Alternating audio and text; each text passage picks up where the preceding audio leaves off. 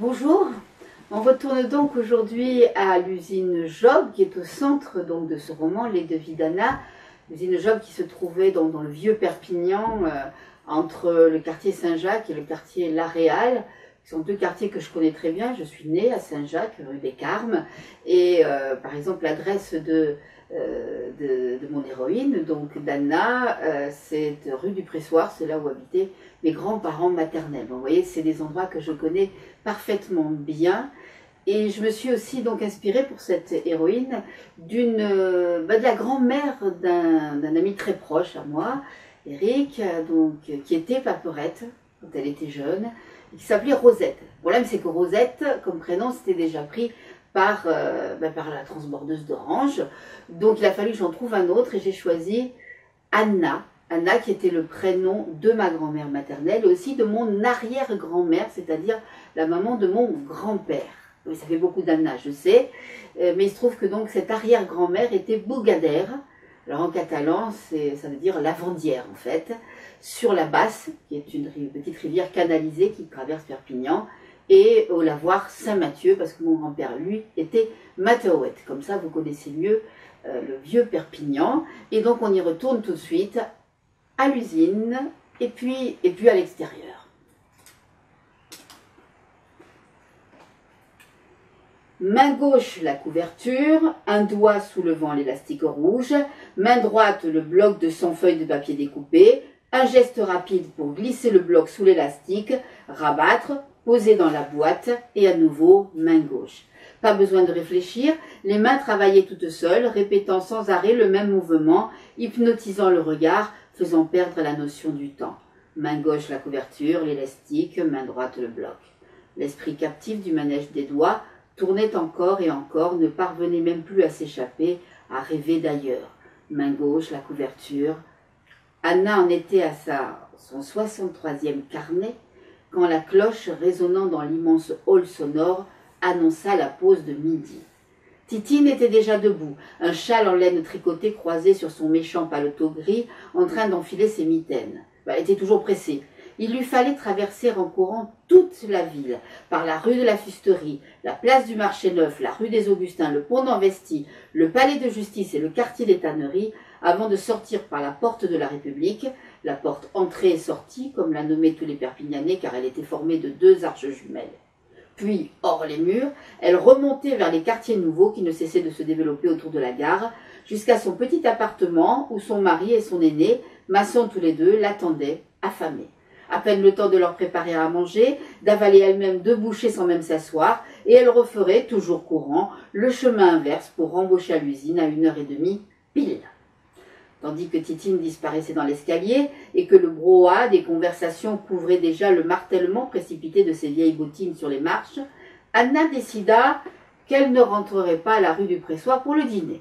Elle n'avait aucune envie de se retrouver en tête-à-tête avec sa mère après la scène de ce matin.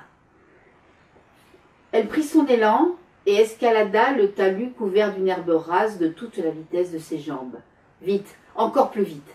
Devant elle, le ciel, bas et lourd, quelques mouettes blanches chassées par la marinade remontaient le cours de la tête, s'envoler avec elle. Encore 2 foulées. Anna s'arrêta net au bord du mur, au bord du vide.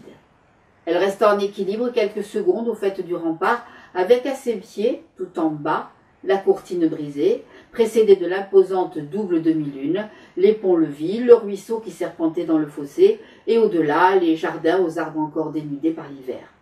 Juste le temps d'entrevoir la casquette d'un employé de l'octroi qui levait la tête et la découvrait, prête à tomber, la bouche ouverte pour lancer un avertissement. D'un coup de rein, elle se rejeta en arrière et se retrouva les 4 fers en l'air, le souffle coupé, mais ravie. Anna adorait venir ainsi se faire peur sur les fortifications qui dominaient la porte de Canet. Bien sûr, elle savait que ce jeu n'était plus de son âge, mais être petite avait ses avantages et elle ne s'était jamais jusqu'ici attirée ni raillerie, ni remontrance. De toute façon, elle s'en moquait. Sans souci de salir le sarrau qui recouvrait sa robe, elle rampa jusqu'au bord du parapet de briques et, toujours à plat ventre, posa son menton sur ses mains croisées à plat. Une charrette pas plus grosse qu'un jouet, tirée par un minuscule cheval noir, s'approchait du premier poste de garde. Il allait lui falloir franchir plusieurs ponts, levis et dormants, traverser des passages couverts creusés dans les demi-lunes, afin de pouvoir enfin, dans un ultime effort, gravir la dernière côte pavée jusqu'à la porte et faire son entrée dans la ville. Un interminable labyrinthe contre lequel son père pestait à chaque retour à la maison. Pourtant, Anna appréciait cette multiplication d'obstacles. Bon, c'était stupide, bien sûr, puisqu'il y avait beau temps qu'aucune armée n'avait mis le siège devant ses murs. Mais il la rassurait. Elle se sentait à l'abri, protégée. Qu'ils y viennent, les vilains, les méchants, les Prussiens. Perpignan les attendait de pied ferme. Anna ne s'était jamais jointe aux enfants qui attendaient, tôt le matin, l'ouverture de la porte de Canet pour s'abattre sur les jardins, telle une volée de moineaux, afin d'y chaparder fruits et légumes suivant la saison. La campagne, les grands espaces, Anna les admirait, mais de loin, trop plats, trop vastes, trop ouverts. Il lui donnait le vertige. Bon, il est vrai qu'elle ne les admirait jamais que de très haut. De toute façon, Anna n'aimait que sa ville. Ses rues étroites et sales, aux pavés rares et inégales, ces fontaines devant lesquelles les femmes étiraient une queue bruyante, ces maisons de guingois aux façades lépreuses, dont les étages en surplomb rétrécissaient le ciel, jusqu'à n'en laisser parfois qu'un étroit ruban cerné de tuiles rousses. Dans la rue du Pressoir, où les Yorettes avaient leur domicile, l'horizon était à portée de main, en bordure de toit, si proche, si familier. Un gargouillis indiscret au creux de l'estomac rappela à Anna qu'elle avait sauté le repas de midi. Sans quitter des yeux les employés de l'octroi aux prises avec une famille de gitans qui prétendaient faire entrer dans la ville une charrette à bras sur laquelle était arrimée une pyramide branlante de paniers d'osier, elle fouilla à tâtons d'une main la poche de son tablier noir d'écolière, mais ses doigts ne rencontrèrent qu'un quignon de pain rassis, dur comme la pierre. Elle le glissa néanmoins dans sa bouche. À force de salive, peut-être réussirait-elle à le ramollir un peu. Bon, au bout de quelques minutes, elle abandonna. Mais depuis combien de semaines avait-elle oublié là ce croûton? Au pied des remparts, dans le fossé, une demi-douzaine de femmes en file indienne s'approchaient du ruisseau, corbeille de linge sale sur la hanche. Anna bondit sur ses pieds. Elle savait où elle allait trouver quelque chose à se mettre sous la dent. Au revers du glacis herbeux qui montait à l'assaut de la citadelle dont il venait lécher le pied des murs, de l'autre côté du chemin de ronde, bien calées à l'abri du vent marin, elles étaient là, comme d'habitude, comme tous les jours, assises sur leurs corbeilles, sur des seaux renversés pour préserver leur postérieur de l'humidité, leurs mandibules en action, les bougadères, les lavandières donc, mâchaient avec application et avec la même gourmandise le bout de pain mouillé d'huile d'olive, accompagné d'un calçote, un oignon bien tendre, qui constituait leur dîner, et les derniers potins qui couraient les ruelles de leur quartier de l'Aréal. Toutes les demi-vérités, les révélations honteuses, les insinuations chuchotées, les réputations vraies ou fausses, chacun le savait, n'est-ce pas, naissait au lavoir. Et, après avoir fait le tour de la ville, il revenait pour un ultime tour de piste où, sous-pesés, détaillés, hachées menu une dernière fois, elles mouraient de leur belle mort pour être aussitôt remplacées par de plus neuves, de plus fraîches, qui auraient avant le soir atteint les confins des quartiers Saint-Jacques et Saint-Mathieu et peut-être même le faubourg Notre-Dame, hors les murs, par-delà la masse de briques rouges du Castillet et le cours paresseux de la Basse.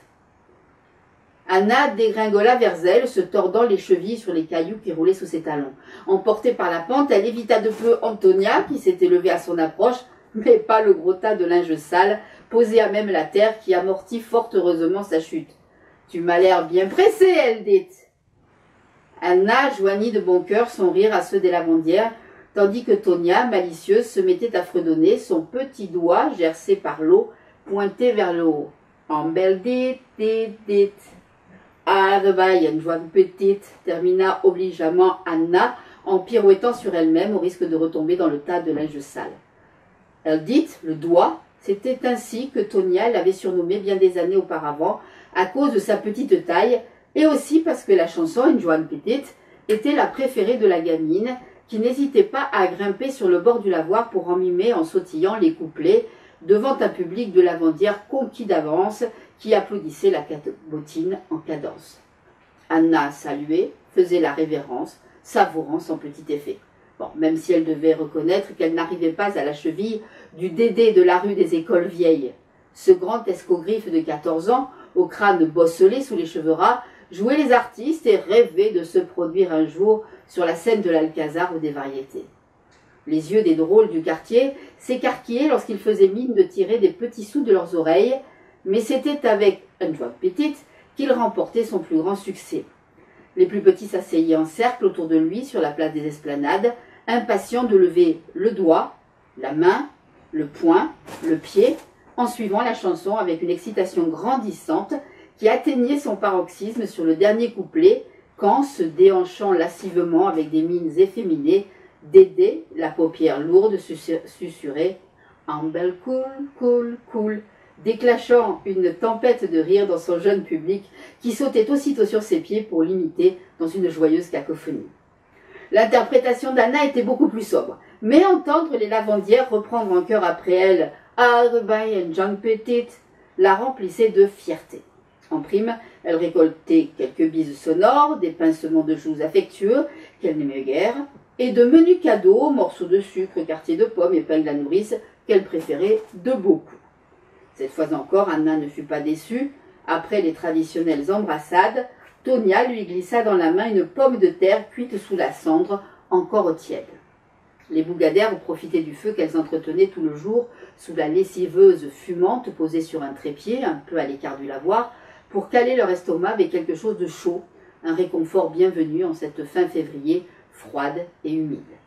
Assise sur ses talons, Anna mordit à belles dents dans la peau éclatée et noircie de la pomme de terre, tandis que les femmes faisaient circuler la bouteille de vin rouge, histoire d'arroser un peu les gosiers et de délier les langues avant de reprendre l'examen détaillé des nouvelles.